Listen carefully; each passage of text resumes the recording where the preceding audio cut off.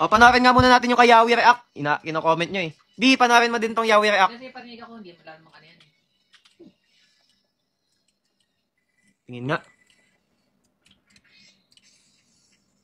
Pwede sa mobile guys, pwede sa mobile. Performance ko ngayon sa 16. Tanga.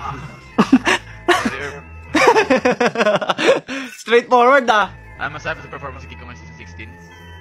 Tanga. Sorry, Herb. Grabe naman si Yawe. Yun yung opinion ko. Parang nagbibiro lang naman. Ang engot. Kung seryoso yun.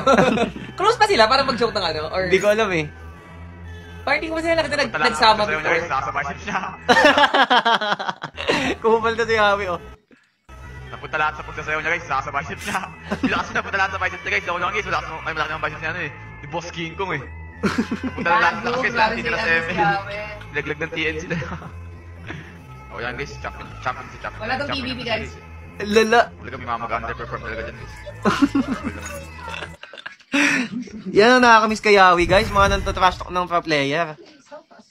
Kasi di pa optimize sa mobile. Hindi ko pa natatry sa mobile eh. Mamay ito try. Punta daw sa biceps guys yung lakas. Tsaka pagsasayaw. Sabi ni King Kong. Ay sabi ni Yawi. Ano masabi sa performance ko ngayon season 16? Tanga. Sorry Herb. Yun yung opinion ko guys eh. Ang engot.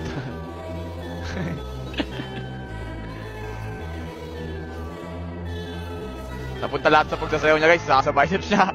Bila kasi napunta lahat sa biceps niya guys, ako lang guys, may malaki ng biceps niya ano eh. Ni Boss King Kong eh. Napunta lahat ng lakas guys, wala na tinira sa ML.